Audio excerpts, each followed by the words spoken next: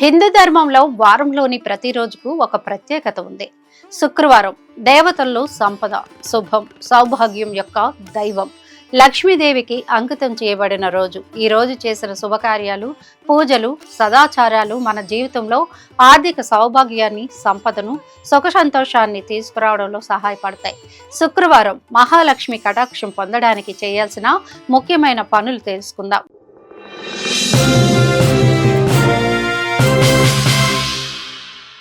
శుక్రవారం ఇంట్లో శుభ్రత, స్వచ్ఛతకు ప్రత్యేకమైన ప్రాధాన్యం ఇవ్వాలి. ఇంటి గదులు, వంటగది, ఆలయ ప్రాంతం శుభ్రంగా ఉండాలి. శ్రద్ధగా గోధుమ పిండి లేదా పచ్చి పువ్వులతో అంతరాలను శుభ్రం చేయడం మంచిది. వ్యక్తిగత శుభ్రత కూడా ముఖ్యమే. రోజంతా శుభ్రంగా ఉండాలి. శుక్రవారం లక్ష్మీదేవికి పూజ చేయడం అత్యంత శుభకరం. సంకల్పం చేసుకొని పువ్వులు, కుంకుమ, పసుపు, నూనె, దీపంతో పూజ చేయాలి. గోధుమ లేదా రోసి పువ్వులు ప్రధానంగా ఉపయోగించాలి.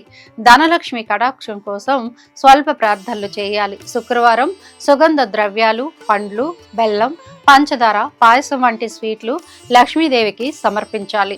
వ్రతక్రమంలో స్వచ్ఛమైన ఆహారం సేవించడం మంచిది. సాధారణంగా నవగ్రహాలు, లక్ష్మీ పూజలో ఆహారం శుభకరంగా ఉంటుంది. శుక్రవారం పేదలకు, అవసరం ఉన్న వారికి దానం చేయడం ధనలక్ష్మికి అతి శుభకరమైన పని. దానం చేసిన వస్తువులు, ధనం, వంటకాలు, బట్టలు, గమనికలు, శుభకార్యాల కోసం చిన్న విరాళాలు కూడా దానంతో ధన, సౌభాగ్యం, శుభకళ్యాణం పొందుతారు. శుక్రవారం స్వచ్ఛమైన, శుభకరమైన రంగు దుస్తులు ధరించాలి. ప్రధానంగా పసుపు, గులాబీ లేదా తెలుపు లక్ష్మీదేవికి ఇష్టమైన రంగులు. సింహాలు, పద్మ పువ్వులతో కూడిన గృహ అలంకరణలు కూడా ధనలక్ష్మి ఆకర్షణలో సహాయపడుతుంది. శుక్రవారం శుభ ఆలోచనలు, ధ్యానం, ప్రార్థనలు చేయడం చాలా ముఖ్యం.